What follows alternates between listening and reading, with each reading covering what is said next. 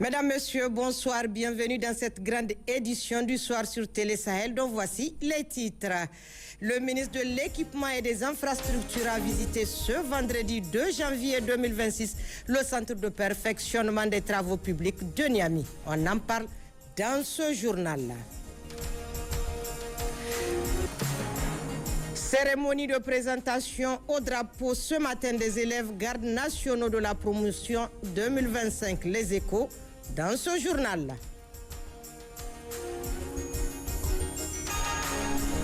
L'Office central de répression du trafic illicite des stupéfiants poursuit avec brio la lutte contre le trafic de drogue. Une saisie à Kony. On en parle aussi dans cette édition. Cela dit, le championnat national de basketball dénommé Trophée de la Nation s'est refermé hier après-midi à Zender sous la présidence du Premier ministre, ministre de l'Économie et des Finances, Ali Mohamed Lamine Zen, qui s'est engagé à soutenir le développement du sport au Niger. Le Trophée de la Nation a été remporté par l'AS Nigelec devant l'Espoir de Zender sur le score de 82 points à 67. Compte rendu Kassou Moutari et Laoli Ousseini. Le stade Lawandidi Manzo de Zender était archi-comble à cette occasion de la finale de ce tournoi. En effet, les Damagarawa, hommes, femmes, jeunes, vieux et enfants, autour des amateurs de la balle au panier, se sont fortement mobilisés pour donner un cachet exceptionnel à ces compétitions des phases finales du championnat national organisé par la Fédération nigérienne du basketball. Le choix du thème, le rôle du sportif dans le contexte de refondation nationale, pour cette édition 2025 est d'une importance capitale et s'inscrit parfaitement dans la politique de développement et de renouveau projetée par les plus hautes autorités de notre pays, au premier chef le président de la République, chef de l'État, le général d'armée Abdraman Chani. Ainsi, dans le cadre de cette refondation, il est essentiel de comprendre que le sport va bien au-delà d'une simple activité physique ou d'une compétition. Il est un vecteur puissant de cohésion sociale, d'éducation civique et de promotion de valeurs essentielles telles que le respect, la discipline et l'esprit d'équipe. Pendant une dizaine de jours, les athlètes venus de toutes les régions du pays ont montré qu'ils sont des modèles pour notre jeunesse. Zender, capitale du Damagaram, a toujours été un terreau fertile pour le sport au Niger. Elle a vu de nombreux talents qui ont su représenter notre pays sur la scène nationale et internationale. Parmi eux, l'actuel Premier ministre, ministre de l'Économie et des Finances, Ali Mohamed Lamine Zen, plus connu sous le nom de Baba Niara, un exemple emblématique de l'excellence sportive qui a fait briller notre région et notre nation au sein de l'équipe nationale de basketball. Son parcours inspire des générations de jeunes et témoigne de la puissance et de l'impact que le sport peut avoir dans nos vies. Il a d'ailleurs tenu à assister personnellement à cette finale. Il est évident que l'émotion qui nous anime voudrait que nous souhaitons que les équipes qui sont aujourd'hui arrivées à la tête de deux poules puissent livrer un match à la hauteur de l'histoire de ce stade. Ce stade rappelle un homme qui a marqué aussi la vie nigérienne. Je voudrais penser à M. Djermakoui, qui a été préfet de Zender. Paix à son âme. Nous lui devons la renommée qu'a eue l'équipe de basketball de Zender. Nous lui devons effectivement aussi la possibilité qu'ont eu un certain nombre d'éléments de l'équipe de Zender d'aller jusqu'au niveau de l'équipe nationale. Nous lui devons également le fait d'avoir pris la coupe nationale et gagné le championnat national. Je me souviens parfaitement bien lorsque il a vu comment l'équipe était au top, parce que pour battre l'équipe de Zender à cette période, il fallait dépasser au moins les 100 à 110 points. Et je me souviens également quand il a pris la décision de créer des clubs. 3 clubs à Zender. La Nigelec, qui était mon club, la SNTN, où on avait en face Nourou Sama ici assis, Je ne sais pas si Badoué est dans ce stade. Giveaway. Amadou Goukoy, je pense qu'il est là. Big Man, il est là. Il était à la SNTN. Quand on pense à ces moments, on est obligé de rendre grâce à Allah subhanahu wa ta'ala d'être arrivé à ce stade et voir aujourd'hui les jeunes qui ont pris la relève. Je vais leur souhaiter bonne chance, les deux équipes. Espoir, je supportais Espoir, mais en football.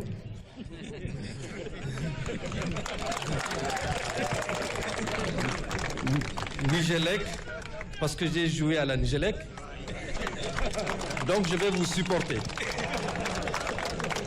Et je voudrais vous dire qu'on n'a jamais perdu depuis la création. Donc ne perdez pas. Ce tournoi constitue une plateforme pour renforcer nos liens, créer des amitiés et apprendre les uns des autres.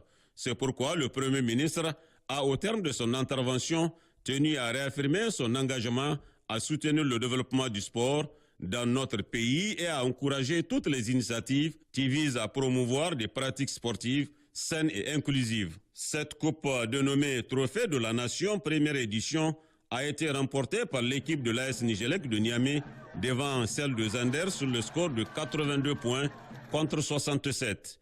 Ainsi, c'est l'équipe de Niamey qui est consacrée championne nationale à l'issue de ce tournoi et elle a reçu des mains du Premier ministre, ministre de l'économie et des finances, Ali Mohamed Lamine Zen, arrivé hier dans la capitale du Damagaram, une coupe, une enveloppe et des médailles d'or. Deuxième, équipe de l'espoir de Zander, qui a reçu une enveloppe et des médailles d'argent des mains du ministre de la Jeunesse et des Sports, Sid Mohamed Al-Mahamoud. Et l'équipe de Difa, classée troisième, a reçu des médailles de bronze. Deux témoignages officiels de satisfaction ont été décernés au gouverneur de la région de Zander, le colonel Massalachi Mahamassani, et à l'administrateur délégué de la ville de Zander, Elajissou Maman, pour leur soutien indéfectible, non seulement au sport, mais également des dispositions qui ont été prises pour un bon déroulement de ce tournoi. Le ministre de l'Équipement et des Infrastructures a visité ce vendredi 2 janvier 2026 le centre de perfectionnement des travaux publics de Niamey. Une visite qui a constaté la réception des engins d'entretien routier commandés par le Niger à travers le ministère de l'Équipement et des Infrastructures. Une démarche qui vise à doter les structures étatiques de matériel adéquat pour une meilleure prise en charge d'entretien routier. Compte rendu Nafissatou Badamassi et Suleiman Boubacar. Nouvelle année, nouveaux défis, nouveaux engagements et démarches vers la souveraineté au Niger, et cela sur tous les plans. Sur le plan infrastructure et équipement, l'acquisition de ce matériel technique roulant au profit du ministère de l'Équipement et des Infrastructures en est la preuve. Cette visite du ministre colonel-major Salissou Mahaman Salissou au centre de perfectionnement des travaux publics intervient suite à l'acquisition du premier et du deuxième lot de matériel composé notamment d'une pelle hydraulique, d'un bulldozer, d'un porte-char, d'une tractopelle, d'une niveleuse et d'une chargeuse. Le déplacement vise à constater la réception de ces engins lourds. Une étape décisive vers l'indépendance et la souveraineté de l'entretien routier au Niger. Comme vous le savez, dans le cadre de la lettre de mission à nous confiée par son Excellence le général d'armée Abdraman Tchani, président de la République, chef de l'État, sous la coordination de son Excellence Ali Mohamed Lamine Zen, Premier ministre, ministre de l'économie et des finances, les infrastructures tiennent une place de choix qui fait partie de la manifestation de la souveraineté nationale. Et donc, en plus de les construire, il faut les maintenir en état. Nous avons fait le constat d'un certain nombre de manquements. Les manquements, c'est par rapport aux engins d'entretien routier. Nous avons fait face à deux saisons hivernales et particulièrement celle de 2024 qui a impacté durablement nos infrastructures. Et nous nous sommes rendus compte qu'il y a la nécessité pour l'État de pouvoir de façon souveraine disposer du personnel qualifié et du matériel qui peut faire face à des coupures créées par des conditions climatiques dont nous n'avons pas la maîtrise totale par rapport au climat. Et donc, mais nous pouvons disposer de moyens pour intervenir afin que la mobilité se poursuive de façon sûre et sécurisée. Et donc c'est pour ça que nous avons entamé cette procédure. C'est le lieu aujourd'hui pour nous de saluer l'ensemble des acteurs qui ont permis, les ingénieurs, les techniciens qui nous ont proposé les listes de matériel à acquérir, les différents services qui ont facilité et qui ont travaillé d'arrache-pied pour qu'on arrive à ce jour sont à féliciter et ils sont remerciés au nom des plus hautes autorités. Hormis ces engins réceptionnés par le ministre de l'Équipement et des Infrastructures, d'autres lots de matériel sont attendus très bientôt pour l'opérationnalisation effective du projet d'entretien des routes du Niger. Nous sommes venus constater la réception des 2 premiers lots, lot 1 et lot 2. Il y a des niveleuses, il y a des chargeurs et tout ça qui sont là comme vous voyez. Il y a même un porte-char d'une grande capacité qui est là. Il reste le lot 3, le lot 4 et le lot 5 qui vont venir, qui comportent aussi beaucoup d'autres matériels qui, Inch'Allah, nous sommes en train de créer les conditions pour doter petit à petit l'ensemble de nos 8 régions de matériel permettant d'assurer que nos routes sont sûres et sécurisées. Et ces lots sont accompagnés également de matériel d'entretien qui va permettre d'assurer la continuité de fonctionnement de ces engins-là. Il s'agit des pièces de consommables. On va continuer la formation du personnel. On va continuer, en tout cas, tout ce qui peut nous permettre de pouvoir reconquérir notre souveraineté sur la construction et l'entretien des infrastructures routières. Le ministre de l'Équipement et des Infrastructures a mis à profit cette visite pour échanger en profondeur avec les techniciens et responsables du Centre de perfectionnement des travaux publics. Le colonel-major Salissou Mohamed Salissou a par la même occasion visité l'atelier des outils, les matériels d'entretien et constaté les pièces de rechange des engins. Après l'acquisition de matériel, le secteur routier, notamment son entretien, sera désormais autonome.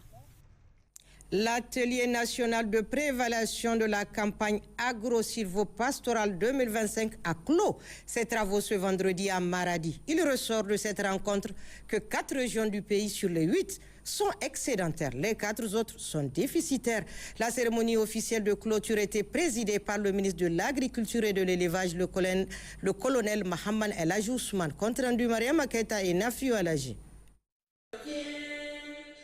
3 jours durant, les participants à l'assise nationale de préévaluation de la campagne agro-pastorale 2025 ont partagé des données, des expériences et des réflexions précieuses, identifié des réussites, mais surtout relevé les défis persistants. La campagne agro-pastorale 2025 a démarré dans des conditions globalement normales. En effet, au 31 juillet 2025, l'installation définitive de la campagne agricole était effective dans 99% des villages agricoles suivis. Toutefois, 149 villages n'ont pas connu de semis, dont 126 villages pour cause d'insécurité dans les régions de Tillabéri et d'Ifa, et 23 dans la région d'Agadez en raison de l'insuffisance des écoulements d'eau dans les courriers. Sur le plan pastoral, l'installation de la campagne a été observée à partir de la première décade de juin avec l'apparition du tapis herbacé, bien que des zones à faible production soient enregistrées dans l'ensemble de la zone pastorale. L'État et ses partenaires n'ont pas lésigné sur les moyens dans le cadre des préparatifs de la campagne agro-pastorale et surtout pour soutenir les efforts des producteurs et productrices, en atteste la situation dressée par le ministre de l'Agriculture et de l'Élevage. 2382 tonnes de semences améliorées, toutes espèces confondues, près de 5000 tonnes d'engrais, 37 000 litres de pesticides ainsi que divers matériels agricoles, 2,5 tonnes de semences et 28 tonnes d'engrais pour les cultures fourragères, 3 750 tonnes d'aliments composés pour les bétails et 13,5 millions de doses de vaccins. Sur le plan phytosanitaire, en 2025, la situation a été caractérisée par une pression parasitaire moins importante que celle de la campagne précédente et inférieure à la moyenne des 10 dernières années. La lutte biologique contre la mineuse de l'épi du mil a permis de protéger plus de 2 millions d'hectares. Cependant, la campagne agro-pastorale a également été marquée par d'importantes inondations et a occasionné des dégâts considérables sur les infrastructures hydrauliques, les habitations, les jardins, les champs de culture, les cheptels et des pertes malheureusement de vies humaines. Colonel Mohamed El Hadji Ousmane poursuit avec le point du bilan de la campagne. Au plan agricole, 4 régions sont excédentaires, à savoir Dosso, Maradi, Tawa et Zender. Les autres régions présentant un déficit traduisant une faible couverture des besoins céréaliers de leur population. Le disponible céréalier issu de la production pluviale est estimé à 4 547 213 tonnes pour un besoin de 4 854 431 tonnes, soit un déficit de 300 239 tonnes. Au plan pastoral, 3 régions enregistrent un bilan fourrager excédentaire, à savoir Agadez, Maradi et Zender, tandis que les 5 autres sont déficitaires. Ce disponible fourrager est estimé à plus de 35 millions de tonnes de matière sèche pour un besoin de plus de 38 000 tonnes, soit un déficit de près de 2 747 781 tonnes de matière sèche. La vaccination de 7 355 000 têtes de bovins, 17 295 379 têtes de petits ruminants et 208 287 camélins, respectivement contre la PPCD, la PPR et la pastorolose caméline.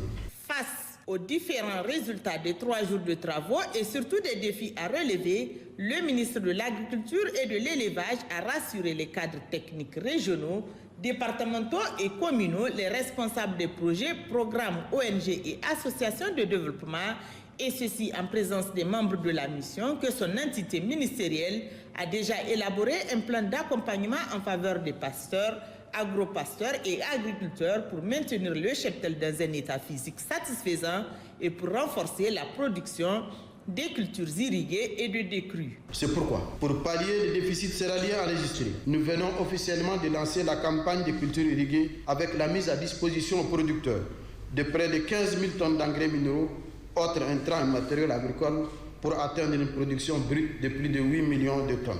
Si nous sommes conscients de cet enjeu, le projet d'ordonnance portant loi des finances pour l'année budgétaire 2026, examiné au dernier Conseil des ministres du 31 décembre dernier, constate le secteur agro-pastoral comme levier majeur de développement économique et social. Ce choix stratégique traduit une volonté politique forte pour investir dans l'agriculture, l'élevage et les filières agro-pastorales afin de stimuler la croissance, renforcer la sécurité alimentaire et créer des emplois durables. Un projet d'ordonnance qui a mis l'accent sur 3 points essentiels du secteur agro-pastoral.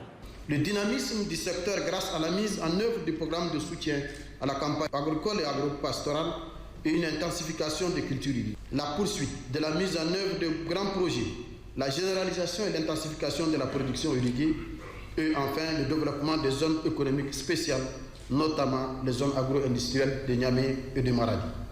Le résultat de la campagne écoulée montre que malgré les contraintes climatiques et économiques, notre secteur a su faire preuve de résilience. Ces acquis doivent être consolidés par des actions ciblées. Il s'agit notamment d'une meilleure valorisation des ressources financières allouées par la loi des finances, le renforcement des capacités techniques des producteurs et des cadres, l'amélioration des infrastructures rurales, ainsi que l'accès aux intrants agricoles et aux marchés. Colonel Mahaman Elhadji Ousmane a conclu en remerciant très chaleureusement le gouverneur de la région de Maradi, le contrôleur général de police Issoufou Maman et la population pour l'accueil empreint de chaleur, les partenaires techniques et financiers, producteurs et productrices, artisans de la sécurité alimentaire et les participants des 8 régions du pays pour la qualité du travail abattu. Toujours à Maradi, dans leurs recommandations, les participants ont souligné la nécessité d'accélérer la mise en œuvre du programme de la grande irrigation. Ils ont souligné également la nécessité d'allouer des moyens conséquents pour le financement de la santé animale. Retrouvons Mariama Keita et Nafiou Alagé. Après 3 jours d'intenses travaux, les participants à l'atelier national de préévaluation de la campagne agro-pastorale 2025 et après lecture d'un communiqué final ont formulé des recommandations et résolutions suivantes. À l'endroit du ministère de l'Agriculture et de l'Élevage, enclencher le processus de recrutement du personnel pour pallier à l'insuffisance des ressources humaines au regard du départ massif à la retraite. Prendre les dispositions nécessaires pour sécuriser le patrimoine foncier du ministère de l'Agriculture et de l'Élevage. Procéder à un recensement exhaustif des sites de production de riz hors aménagement afin de maîtriser la production. Accélérer la mise en œuvre du programme Grande Irrigation. Renforcer les services techniques du ministère de l'Agriculture et de l'Élevage en moyens matériels et logistiques adéquats pour la conduite des activités sur le terrain. Allouer des moyens conséquents pour le financement de la santé animale. Mettre en place un comité de réflexion sur la pérennisation des structures de la maison du paysan. Institutionnaliser la réunion annuelle des cadres, prendre les dispositions nécessaires pour rétablir et mettre fin à l'accaparement des terres agropastorales. Motion de remerciement au président de la République, chef de l'État, son Excellence le général d'armée Abdraman Chani. Les participants à la réunion d'évaluation des résultats provisoires de la campagne agropastorale à Maradi expriment leur profonde gratitude et reconnaissance à son Excellence, Monsieur le Président de la République, chef de l'État, et à l'ensemble du gouvernement pour toutes les dispositions prises en vue de garantir notre sécurité et celle de nos biens et les multiples réalisations faites dans le cadre de la mise en œuvre du programme de la refondation de la République. En mission dans la région de Zender, le ministre de la Jeunesse et des Sports a visité ce matin l'arène de lutte traditionnelle Langa Langa. Sidi Ahmed Alhamoud est allé constater de visu l'état des infrastructures de cette arène devant accueillir la 47e édition du sabre national de lutte traditionnelle. Il ressort de cette visite la nécessité de réhabiliter cette arène au vu de son état de dégradation. Kassou Moutari et Lawali Ousseni pour le récit. L'arène de lutte traditionnelle Langa Langa de Zender, qui a reçu la visite de la délégation ministérielle, va abriter, Inch'Allah, au cours de cette année, les compétitions du sabre national de lutte traditionnelle Kokowa 2026. C'est donc pour constater de visu l'état dans lequel se trouve l'arène de Zender que le ministre de la Jeunesse et des Sports, Sidi Mohamed Al-Mahmoud, a mis à profit son séjour dans la capitale du Damagaram en marge de compétition du championnat national de basketball pour visiter cette importante infrastructure. Nous avons visité de fond en comble à tous les niveaux, les gradins, la tribune officielle, la cabine de la presse, tous les compartiments de cette arène-là. Et nous avons effectivement relevé beaucoup de choses à faire. On serait obligé de faire des travaux de rénovation, d'extension et construire peut-être d'autres infrastructures davantage dans cette arène-là pour la moderniser. Comme vous le savez, nous sommes dans le contexte de la refondation où nous valorisons désormais nos infrastructures sportives. Et l'État met des moyens pour pouvoir réhabiliter, rénover, sinon construire des infrastructures. C'est sur les instructions de plus hautes autorités, spécialement son Excellence le général d'armée Abdraman Chani, président de la République, chef de l'État, son Excellence Ali Mohamed Laminzen, qui nous instruisent pour que tout ce que nous avons comme infrastructure soit rénové, soit réhabilité et répondre aux normes qu'il faut pour pouvoir habiliter les activités, les travaux et tout ce qu'on a comme activités à mener dans ces différentes infrastructures. Et c'est dans la droite ligne de ces instructions-là que nous avons pris en tout cas les soins de pouvoir visiter cette arène-là pour pouvoir constater les manquements, constater aussi ce qu'il faut faire pour que cette arène réponde aux normes qu'il faut pour abriter la prochaine édition du sabre national. Et c'est aussi le lieu de remercier les autorités de la région des Zender, le gouverneur et l'ensemble de ces services déconcentrés qui nous ont en tout cas motivés depuis notre arrivée à pouvoir faire cette visite, mais aussi nous demander de mettre tout ce qu'il faut pour que cette arène réponde aux normes. L'état actuel de l'arène est dans un état vétuste qu'il faut réhabiliter, comme je l'ai dit, qu'il faut rénover et qu'il faut mettre aux normes pour qu'elle réponde en tout cas à l'attente des amateurs, de tous ceux qui sont là pour en tout cas participer à la prochaine édition, mais aussi pour la population de Damagaram qui voudrait avoir une arène digne de son nom. Le ministre de la Jeunesse et des Sports est accompagné au cours de cette visite du gouverneur de la région de Zender, le colonel Massalachi Mahamansani, de l'administrateur délégué de la ville de Zender, Elhaji Issou Maman, les cadres techniques relevant de son département ministériel et des responsables régionaux des forces de défense et de sécurité.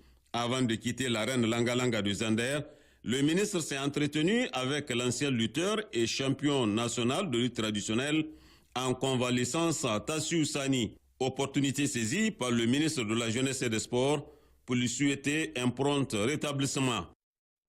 Cérémonie de présentation au drapeau ce matin des élèves gardes nationaux de la promotion 2025. Une cérémonie qui consacre la fin de 9 mois de formation militaire et qui marque le début d'une carrière de protection des populations et de leurs biens et de la défense de la patrie. C'est le haut commandant de la garde nationale du Niger, représentant le ministre d'État, ministre de l'Intérieur, de la Sécurité publique et de l'administration du territoire, qui a présidé la cérémonie en présence des hauts responsables des forces de défense et de sécurité, des parents, amis et connaissances des récipiendaires et d'autres invités. Nana Mariam Alaj Moutari et Bouré Mamadou.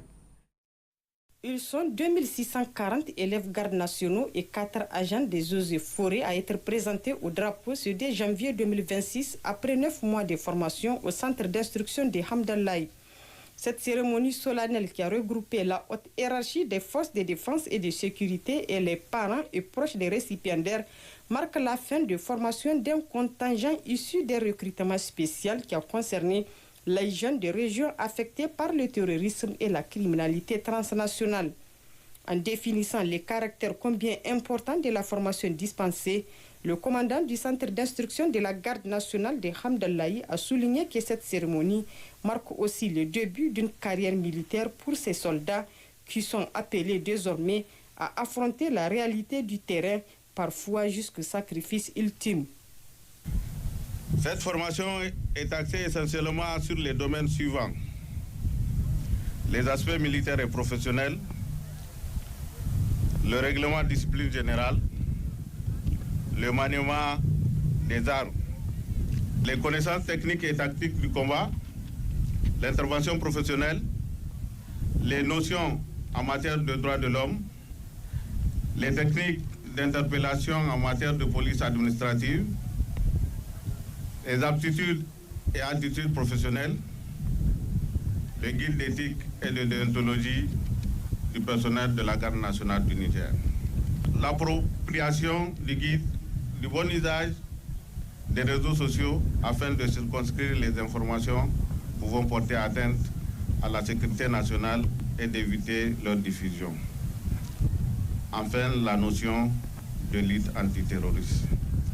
Le haut commandant de la garde nationale du Niger, représentant le ministre d'État, ministre de l'Intérieur, de la Sécurité publique et de l'administration du territoire, a apprécié la qualité de la formation dispensée à cette promotion 2025 de la garde nationale et a situé le contexte dans lequel se tient cette cérémonie avant d'exhorter ces hommes à plus de détermination, d'abnégation et de bravoure dans la défense de l'intégrité territoriale et la sécurisation des personnes et de leurs biens dans un environnement marqué par des défis multiformes.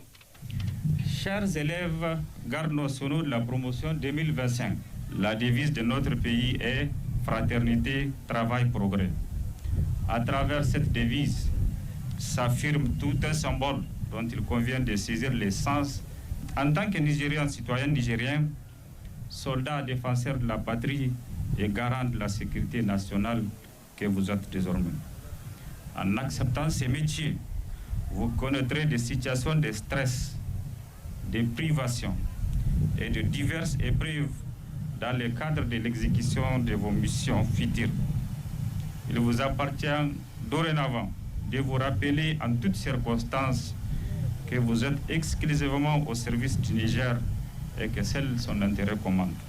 Désormais, votre statut de garde nationale vous engage, et c'est un rappel, à l'impérieux devoir d'œuvrer inlassablement, si nécessaire, au péril de votre vie, à la sauvegarde et au renforcement de la souveraineté de notre État, à la défense de l'intégrité territoriale et à la sécurité des personnes et de leurs biens dans un environnement marqué par des défis multiformes. Cette cérémonie a été également marquée par des remises de prix collectifs et individuels afin d'honorer ceux qui se sont fait distinguer durant la formation. C'est ainsi que le premier prix de cette promotion revient à Abdulkader Ibrahim Tinni avec une note de 17,80 sur 20. Le deuxième prix a été remporté par Issouf Moussa Alassane avec la note de 17,45 et Mohamed Hindatou s'en sort troisième avec la note de 17,40. Pour le prix collectif en 8 kg lourd, 2 compagnies ont été primées sur 20. Le premier prix a été octroyé à la 5e compagnie et le deuxième à la 18e compagnie. La 11e compagnie, elle s'en sort avec le premier prix en tir.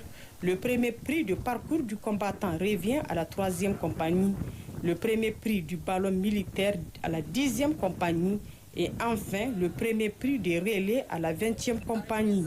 La présentation au drapeau des élèves gardes nationaux 2025 a été, comme les précédentes, riche en plusieurs démonstrations en arts martiaux, en maîtrise technique et opérationnelle et en protection individuelle. Des démonstrations de force et de mouvement d'ensemble pour démontrer que seul on avance mais ensemble on gagne.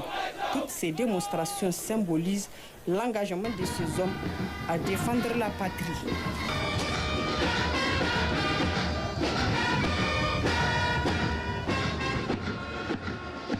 Les prières et invocations en faveur du Niger se poursuivent dans la région de Maradi. Ce matin, une séance de prière collective suivie de Kounout s'est déroulée à Maradi, organisée par les éléments de forces de défense et de sécurité. Cette rencontre religieuse est couplée à la clôture des séances de lecture du Saint-Coran. Elle était placée sous le haut patronage du gouverneur de la dite région. Compte rendu Gunga Gibrima et Soufou Suleiman. Cette séance de prière et Kounout est couplée à la clôture de lecture complète du Saint-Coran pendant plus d'une semaine par des éléments de forces de défense et de sécurité, à savoir les forces armées nigériennes, la gendarmerie nationale, la garde nationale, la police nationale, la douane nationale et les eaux et forêts. Organisée dans l'enceinte de la zone de défense numéro 6, elle s'est déroulée en présence du gouverneur de la région de Maradi, le contrôleur général de police Issoufou Maman, de l'administrateur délégué de la ville de Maradi et les responsables de forces de défense et de sécurité, des offices religieux organisés en réponse au décret du président de la République, le général d'armée Abdraman Tiani, portant mobilisation générale. Elle vise aussi à accompagner les efforts des plus hautes autorités de notre pays dans leur combat en faveur de la souveraineté et du développement socio-économique du Niger.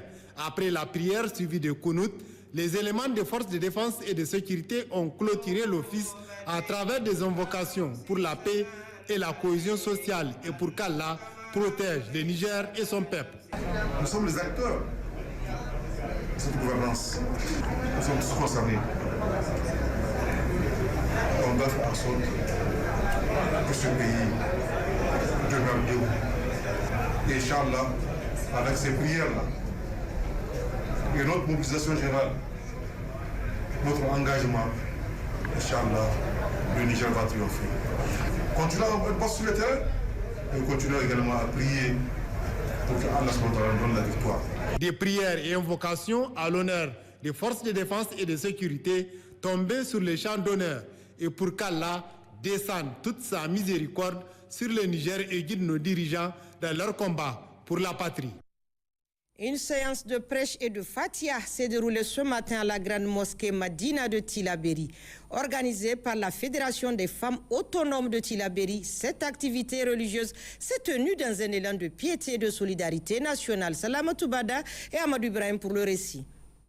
Cette initiative de la Fédération des femmes autonomes de Tillabéri, qui s'inscrit dans le cadre de la recherche d'une stabilité durable, a rassemblé une foule immense de femmes venues des 4 coins de la commune urbaine.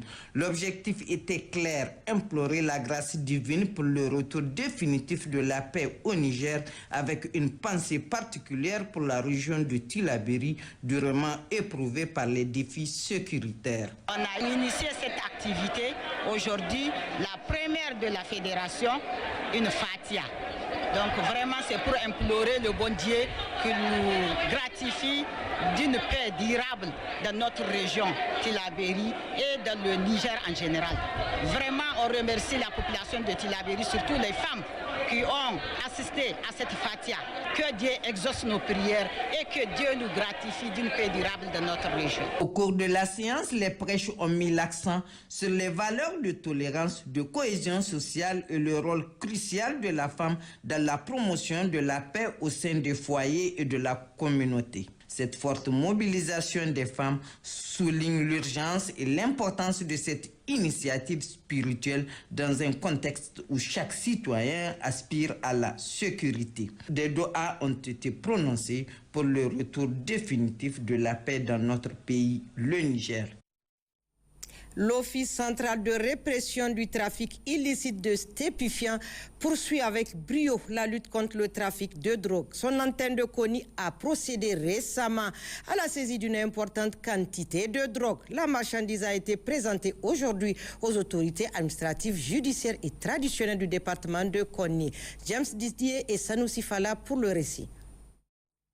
Conformément à sa mission de lutter contre le trafic de tout genre, l'antenne départementale de l'Office central de répression du trafic illicite des stupéfiants octrice antenne de Benokoni a réalisé une autre prouesse, la énième genre, avec la saisie d'une importante quantité de comprimés connus sous le nom de Farmalan ou Marabout Blanc, en référence à sa couleur. Il s'agit en réalité de benzhexol, une substance désormais classée parmi les stupéfiants dangereux au Niger. Le 29 décembre 2025, sur la base d'un signalement à propos de camions transportant des produits pharmaceutiques en transit au Niger vers le Nigeria. Les agents de l'antenne départementale octrice de Koni ont procédé à la fuite d'un camion venant de Cotonou à destination du Nigeria, dans lesquels 10 800 000 comprimés de benzhexol ont été découverts et saisis. Des individus dont l'un des nationalités nigérianes et l'autre des nationalités béninoises ont été interpellés et plusieurs autres sont activement recherchés au Nigeria, au Bénin et au Niger. Pour faciliter l'introduction de la drogue, les trafiquants déclarent des produits pharmaceutiques en transit au Nigeria. Après le déchargement, au dernier poste de contrôle des douanes de Koni, les produits sont transportés dans des petits véhicules de transport de marchandises. De là, la drogue est reconditionnée, puis dissimulée dans des produits pharmaceutiques et réintroduite au Niger par les voies de contournement, afin d'alimenter les marchés locaux et certains sites aurifères. Prenant la parole à cette occasion, le substitut du procureur de la République près du tribunal de grande instance de Benokoni a félicité les éléments de l'octrice antenne de Benokoni pour cet exploit, les NM Niger, en soulignant qu'il prendra toutes les dispositions pour appliquer la rigueur de la loi. C'est le lieu pour moi de saluer le professionnalisme, la bravoure et le courage des forces de défense et de sécurité et en particulier des éléments de l'OCRITIS. Toutes les dispositions seront prises pour que la répression soit la plus sévère possible envers tous ceux qui commettent ce genre d'actes. Pour sa part, le préfet du département de Benokoni a, au nom des plus hautes autorités du pays, salué et félicité les éléments de l'octrice antenne de Benokoni et l'ensemble des forces de défense et de sécurité qui ne ménagent aucun effort dans le cadre de l'accomplissement de leur mission. Cette action combien louable traduit une fois de plus notre ferme volonté à promouvoir un environnement sain, pacifique et harmonieux dans notre pays en général et dans le département de Koni en particulier. Au nom des plus hautes autorités de notre pays, au premier rang desquelles Son Excellence le général d'armée Abdourahmane Tiani, président de la République, chef de l'État, nous vous adressons nos sincères et vives félicitations pour ce travail accompli avec professionnalisme. Au nom de la chefferie traditionnelle, le chef de canton de Benokoni a tout d'abord félicité la police départementale avant de lancer un appel à l'endroit de la population pour collaborer avec les éléments de défense et de sécurité pour enregistrer d'autres succès.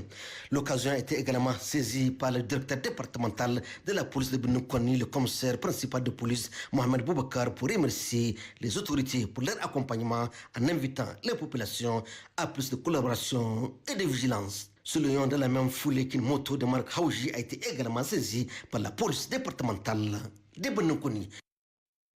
Pendant l'année 2025 qui vient de s'achever, l'Office central de répression du trafic illicite de stupéfiants octrice, avec l'appui des autorités de la refondation, s'est une fois de plus illustré avec l'interpellation de 88 261 personnes, la saisie d'importantes quantités de drogue indépendamment des actions de prévention telles que la sensibilisation de la population, dont les élèves et les étudiants, sur les dangers liés à la consommation des stupéfiants. Bilan 2025 de l'octrice, c'est avec Gérard Abdoulaziz.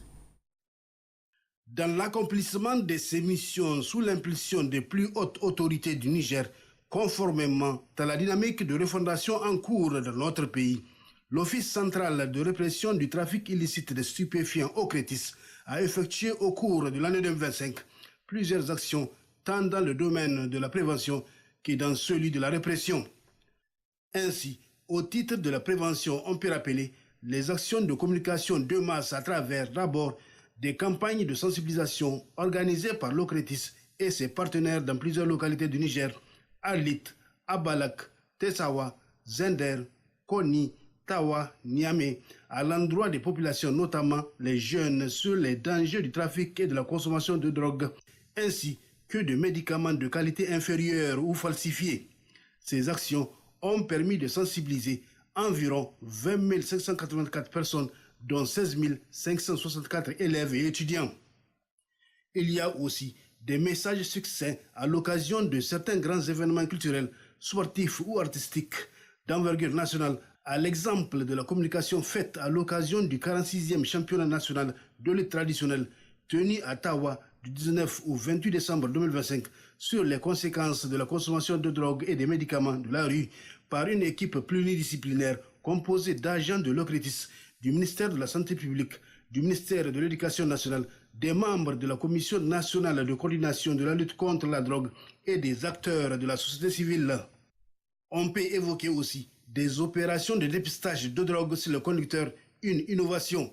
Selon les statistiques du ministère des Transports et de l'Aviation civile, le Niger a enregistré ces 5 dernières années 39 042 cas d'accidents de la route ayant entraîné la mort de 5 966 personnes, un taux supérieur à la moyenne régionale. Plusieurs facteurs sont à l'origine de ces accidents mortels, parmi lesquels les causes humaines, dont le phénomène de la consommation de drogue chez les conducteurs routiers, qui n'est pas à négliger. Face à ce constat alarmant, l'OCRETIS a initié des opérations de dépistage de drogue sur les conducteurs routiers, à Niamey d'abord, puis élargi sur l'ensemble du territoire national dans les 8 chefs-lieux de région à travers une campagne nationale de dépistage. L'ensemble de ces opérations a permis de dépister 1368 conducteurs routiers, parmi lesquels 134 ont été positifs à la drogue. Ils ont été présentés devant l'autorité judiciaire pour consommation de drogue et mise en danger de vie d'autrui. L'OCRETIS a poursuivi la surveillance des colis postaux et de manière soutenue. Il s'agit d'un travail de contrôle dans les services d'expédition à travers le ciblage des colis en provenance ou à destination des pays à risque. Ces différents ciblages ont permis de contrôler 723 colis de la zone Afrique, 614 colis de la zone Europe, 490 colis de la zone Amérique, 306 colis de la zone Asie. Autre action de prévention de l'OCRETIS a signalé la surveillance du fleuve. Dans le cadre de la sécurisation de la ville de Niamey, l'OCRETIS a créé une brigade fluviale pour lutter contre les différentes formes de trafic sur le fleuve. En attendant l'acquisition très prochaine de nouvelles embarcations plus modernes, plus efficaces et plus adaptées aux défis sécuritaires actuels, des patrouilles sont organisées sur les rives du fleuve. Ces patrouilles ont permis de contrôler 83 516 individus de différentes nationalités, 29 565 pirogues, 3 909 véhicules, 14 297 motos, interpeller 125 individus de différentes nationalités pour faits de drogue, saisir 13 véhicules, 39 motos, 26 faux billets dont 25 en coupure de 2000 francs et 1 en coupure de 1000 francs, plusieurs appareils de consommation de chicha ainsi que des armes blanches. Au titre de la répression, l'OCRETIS a démantelé plusieurs réseaux transnationaux de trafic de drogue avec l'interpellation de grandes figures de trafic opérant dans la sous-région. Plusieurs autres opérations ont permis de faire face aux réseaux nationaux de trafic ainsi qu'au phénomène de la consommation de drogue chez les jeunes des deux sexes. Ces différentes opérations ont permis de saisir notamment 11 416 092 comprimés de benzexol, 4 496 703 gélules de prégabaline, 808 849 comprimés de diazépam, 669 135 comprimés de tramadol, 3 314,66 kg d'herbe de cannabis, 3 374 comprimés de rohypnol, 55,625 kg de cocaïne, 1,63 kg de crack, 301,7 g d'héroïne, 17,22 grammes de méthamphétamine. À ces saisies de drogue, il faut ajouter les saisies de 4 pistolets automatiques, 5 chargeurs, 701 munitions de divers calibres, 144 000 francs CFA en faux billets, 21 000 $ US en faux billets, 184 bâtons de dynamite, 135 rouleaux de fil détonateurs, 30 litres de formol, plusieurs effets militaires détenus par des individus non autorisés, des roches, des minéraux, ainsi que des pierres précieuses et semi-précieuses destinées à sortir illégalement du territoire national, plusieurs produits et dispositifs de consommation de chicha, d'importantes quantités de produits pharmaceutiques de qualité inférieure ou falsifiés, 11 500 $ US non déclarés. Ces différentes saisies ont permis d'interpeller 8 251 personnes, dont 6 818 de nationalité nigérienne et 1 433 de nationalité étrangère. De l'ensemble de ces individus interpellés, on dénombre 7 959 de sexe masculin, 292 de sexe féminin. Dans sa mission de lutte contre la drogue, l'OCRETIS se félicite de la contribution des autres unités d'enquête des forces de défense et de sécurité FDS. Il appelle la population à une étroite collaboration et réitère, avec l'appui des plus hautes autorités, avec à leur tête le président de la République, chef de l'État, le général d'armée Abdraman Chani, sa détermination à œuvrer pour lutter efficacement contre le trafic et la consommation de stupéfiants au Niger. La Fédération nigérienne de handball a initié le week-end dernier un tournoi d'évaluation à l'endroit des clubs des forces de défense et de sécurité. Cette compétition, qui vise à renforcer la solidarité entre les FDS, a pour objectif d'évaluer le niveau technique des entraîneurs du handball ayant passé la licence D au cours de la même semaine. Hassimi Abdoulaye et Abdraman Jean pour le récit. Cette compétition a été organisée par la Fédération nigérienne de handball dans le cadre du suivi et l'évaluation des entraîneurs, encadreurs et administrateurs œuvrant dans la discipline. Elle a été également initiée pour les clubs des forces de défense et de sécurité ASGNN, ASFAN, USGN et AS Police, afin de cultiver l'esprit de corps et la fraternité. Nous sommes à la fin d'une formation de la licence D des entraîneurs, qui est un diplôme, le premier diplôme d'un entraîneur de handball au niveau international, donc au niveau de International Handball Federation. Et cette formation a duré 5 jours. Au cours de cette formation, nous avons profité pour mettre une compétition en place qui va permettre non seulement à l'expert et aux joueurs, aux entraîneurs, pour pouvoir mieux faire leur préparation des examens et des exercices en matière d'entraînement de handball. Et c'est dans ce sens-là qu'on a mis cette compétition de FDS uniquement, qui a regroupé 4 équipes masculines et 2 équipes féminines. Pour faire une licence D, il faut se déplacer pour aller au niveau du centre africain de handball qui se trouve en Égypte. Que ce soit la licence D, la licence C, la licence B, la licence A. Il faut se présenter. Et le Niger a eu, à travers maintenant la fédération et le lobbying de la fédération, on a pu négocier et obtenir ces 2 formations en même temps. La compétition a répondu à toutes les attentes, tant les rencontres ont été intensement disputées. En finale dame, l'ASGNN en rouge s'est logiquement imposée devant l'ASFAN. La finale homme a vu la victoire de l'AS Police en blanc et noir face à l'ASGNN. Un duel de haut niveau qui s'est terminé sur le score de 27-25 en faveur du club de Béret Noir. À travers cette compétition, les stagiaires venus des 8 régions du Niger ont pu bonifier leurs nouvelles connaissances qui vont leur permettre désormais de contribuer efficacement à la promotion et au développement du handball au Niger. Poursuite de la 12e journée de la Super League du Niger avec la rencontre USGN-AS-ZAM cet après-midi au stade municipal de Niamey. Un match à rebondissement qui s'est terminé sur le score d'un but partout. Le résumé avec Hassimi Abdoulaye et Abdraman Amadou. C'est une équipe de l'Union sportive de la Gendarmerie nationale, leader au classement et en pleine confiance, qui aborde ce match contre l'AS-ZAM en vert fluorescent. Équipe qui reste sur 2 défaites consécutives et qui aborde le match avec beaucoup de sérénité.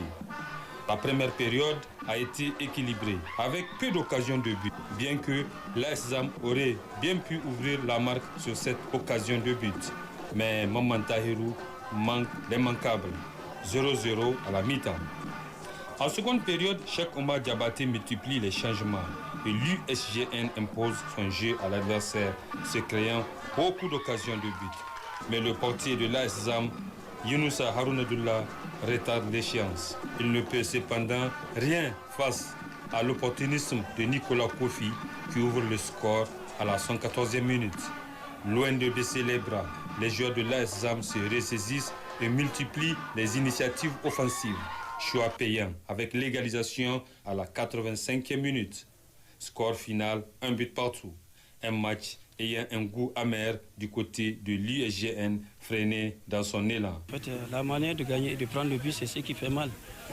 Sinon, je pense qu'en deuxième partie, on a fait ce qu'il fallait faire. Maintenant, si on arrive à scorer et à ne pas pouvoir garder le but, bon, quelque part, on a fauté. Donc, moi, je lis ça à la manque de concentration parce qu'une entrée de touche, on ne devrait pas prendre un but pareil. Donc, je me dis que ceux qui étaient dans la surface n'étaient pas bien positionné, donc on a pris le but.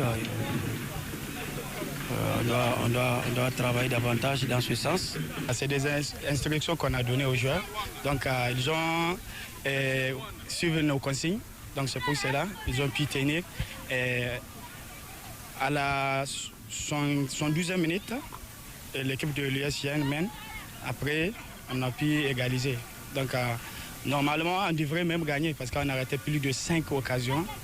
On a eu encore 2 pénaltys. Peut-être l'arbitre, c'est des êtres humains, peut-être ils se sont trompés, mais vraiment, c'est bon dans l'ensemble, puisqu'on a pu avoir, après 2 défaites, on a pu avoir 1 point. Donc vraiment, ça va beaucoup nous motiver pour préparer pour les prochains matchs. Dans l'autre match de la journée, le Sahel Sporting Club a été défait par la JST sur le score de 1-0. Le club de Tawa poursuit sa résurrection avec 4 victoires consécutives en 4 matchs.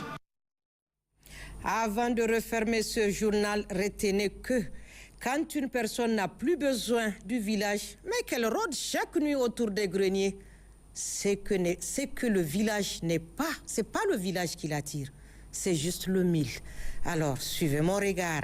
En partie magazine, le journal de l'Alliance des États du Sahel AES, les activités officielles et les reportages du Mali et du Burkina Faso avec nos confrères de la Confédération de l'AES sous la supervision de Abdoulaye Koulibaly. La page AES que je vous laisse suivre. Bonne réception, bonne soirée, prenez soin de vous.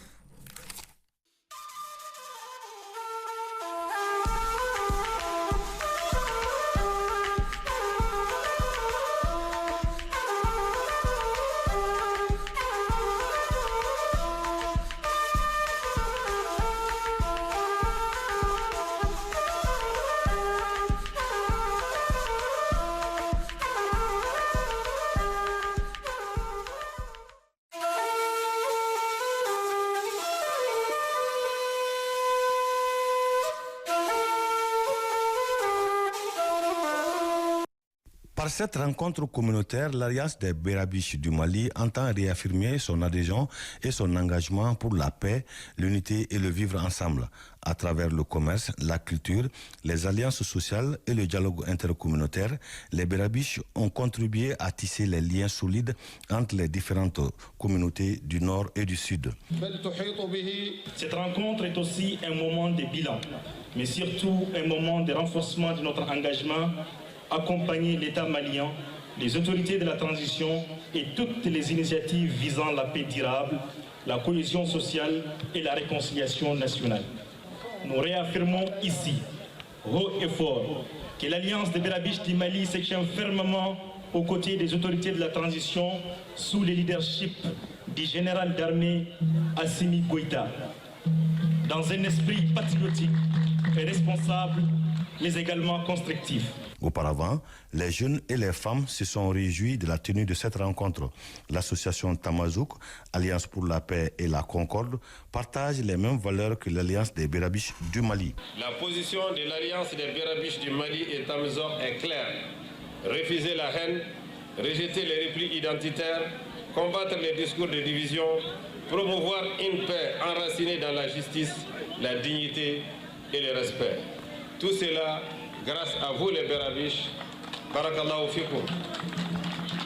En ce sens, la démarche de l'Alliance Berabiche du Mali s'inscrit pleinement dans une vision nationale de réconciliation durable et inclusive prônée par son Excellence le général d'armée Assimi Goïta, président de la transition, chef de l'État. Nous saluons ici avec un profond respect le haut parrainage de cette cérémonie par le ministre de la Réconciliation, de la Cohésion nationale, le général de corps d'armée Ismaël Ouagui, qui se bat inlassablement pour la paix et la cohésion sociale au Mali. Je témoigne ici de la haute appréciation qu'il a de la contribution de l'Alliance des Berabiches à ce combat. L'Alliance des Berabiches du Mali s'engage aux côtés de la transition pour consolider la cohésion sociale et une paix durable.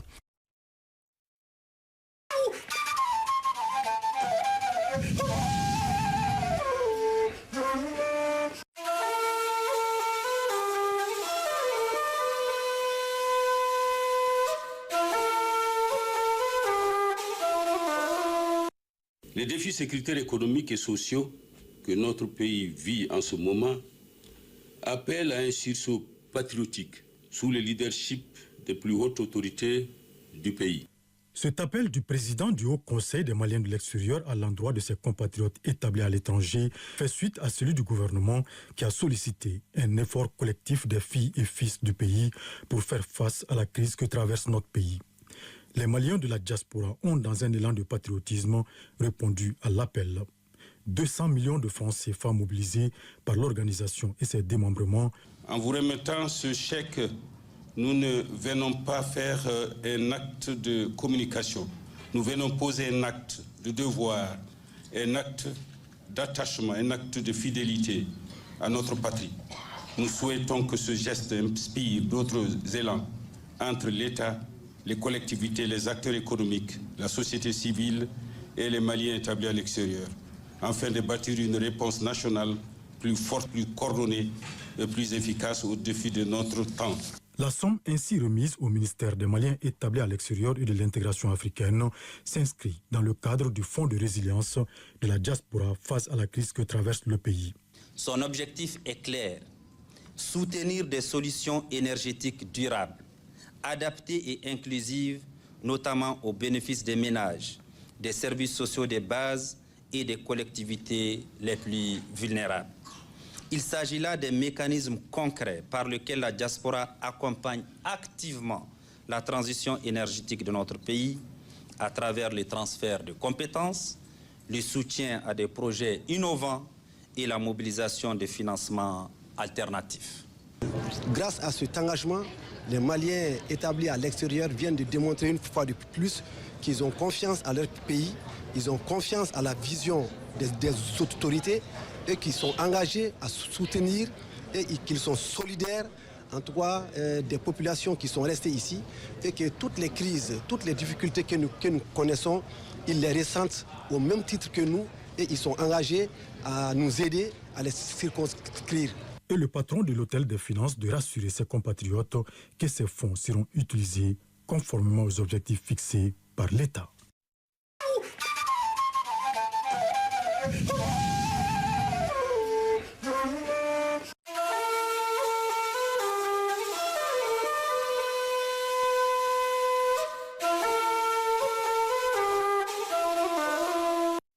À la maternité du centre hospitalier universitaire de Bogodogo, pas de répit pour le personnel. Dans cette nuit du réveillon de la Saint-Sylvestre, plusieurs femmes enceintes sont prises en charge. À l'entrée du service, le ministre de la Santé est accueilli par un de ses prédécesseurs peu après 23 heures. La porte d'entrée et le hall ont un visage inhabituel avec une décoration particulière. Les petits plats sont mis dans les grands pour attendre le premier bébé de l'année 2026. Mais avant, les derniers nés de l'année 2025 reçoivent des cadeaux. Puis, dès le basculement dans l'année 2026, le premier bébé est là.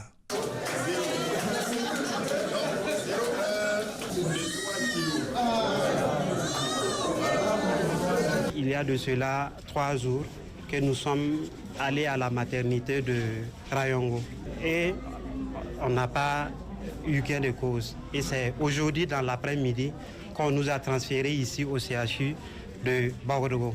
Et arrivé ici, vous-même vous avez constaté que c'était à minuit 00 qu'on a eu un nouveau bébé. Et c'était une fille. Donc on va profiter de vos micros pour remercier l'équipe médicale pour leur service rendu et également profiter, remercier Monsieur le ministre pour son déplacement. Pour le ministre de la Santé, en cette période particulière, il est indiqué de venir célébrer la vie, d'encourager toutes ces femmes et ces familles qui sont dans l'attente d'un nouveau-né. Plus qu'un devoir, c'est un sacerdoce. Il fait ses bénédictions pour ses bébés tout en lui souhaitant une vie épanouie. Il n'est pas venu les mains vides. Un trousseau et une enveloppe sont remises au père de l'enfant. Cet accouchement a été réalisé par voie basse par l'équipe du professeur Chalma Ouedraogo. Il s'agit d'un bébé de sexe féminin qui pèse 3 kilos et qui se porte comme un charme. Et nous voudrions véritablement, en tout cas, lui prodiguer toutes nos bénédictions. Dans l'attente de la venue du premier bébé de l'année 2026, Dr Lucien Kargougou a fait le tour de plusieurs services du centre hospitalier universitaire de Bogodogo. Question d'encourager le personnel pour leur ardeur au travail, mais aussi souhaiter prompt rétablissement aux patients admis dans cette formation sanitaire.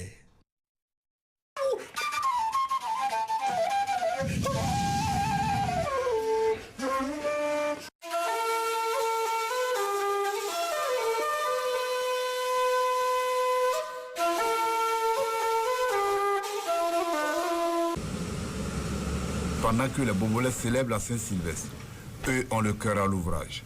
Au quartier général de l'initiative présidentielle Faso Mebo, l'ambiance est électrique. Des jeunes s'adonnent à cœur joie à la confection de pavés.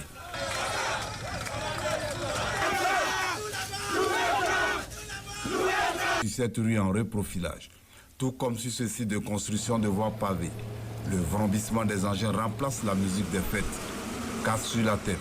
Les ingénieurs de Faso Mebo poursuivent sans relâche les travaux, même à la veille du Nouvel An.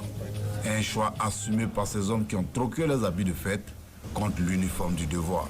En ce jour spécial, on a décidé de maintenir les travaux, déjà pour réaffirmer notre engagement à conduire avec succès cette mission de développement qui nous a été assignée. C'est aussi le lieu pour nous de matérialiser notre solidarité à l'endroit de nos camarades qui tiennent les lignes sur le front pour montrer que derrière nous aussi on est là et qu'on a pris notre mission à cœur. Il n'y a rien de tel pour pouvoir honorer le Nouvel An et aussi montrer à l'ensemble du peuple et aussi au gouvernement en place que nous sommes prêts à mettre tout ce qui est à notre disposition pour faire avancer les travaux. Particulièrement, ce petit tronçon a été pris comme phase test dans l'objectif de réaliser un sol ciment. C'est une méthodologie qui existe bien longtemps et concernant la réalisation des travaux de route. Elle consiste généralement à stabiliser des sols qui sont assez argileux et très défavorables pour la circulation. Autre lieu, même constat. Alors que la nuit du réveillon s'installe sur ce chantier, le travail continue tout comme au centre hospitalier universitaire de Pala. Les soldats du désenclavement s'attellent à construire des voies d'accès afin d'améliorer la mobilité et de faciliter l'accès aux CHU. Des travaux salués par les riverains pour qui la présence de Faso Mebo est un signal fort d'espoir et de progrès. Aujourd'hui, c'est vrai que c'est le 31. C'est un jour de fête et de renouveau pour beaucoup d'entre nous. Mais Faso Mebo a choisi de travailler pour répondre déjà aux besoins de la population. Il faut dire que nous voulons montrer également que c'est un défi que le personnel décide de relever pour être à temps plein. Actuellement, nous sommes en travaux de mise en œuvre de notre première couche de fondation. Parce qu'il faut dire qu'il y a une seconde couche de fondation qui vient, mais qui sera améliorée, qu'on appelle couramment le sol ciment. Et après, on aura une couche de base en GP. Puis en fait, le revêtement qui sera fait en béton bituminé de 5 cm d'épaisseur. Bon, on peut dire qu'en termes de pourcentage pour ces sites-là, on peut dire qu'on a environ 60% des travaux exécutés. Avec la fête, et ils sont sur le terrain, en laissant la fête aussi, pour s'occuper de la ville, vraiment ça nous a trop marqué, quoi. Là, il y a nos patriotes qui sont au front, qui sont en train de lutter pour la sécurité du pays. Nous aussi, on doit faire comme eux. C'est dans ce même volet qu'on s'est réunis, on a décidé de travailler ce 31 décembre pour contribuer au développement et à la lutte contre le terrorisme dans notre pays. À Bobo Dioulasso, pendant que l'année s'achève, Faso Mebo construit déjà les routes de demain. Une autre manière de célébrer la Saint-Sylvestre par le travail, le sacrifice et l'amour de la patrie.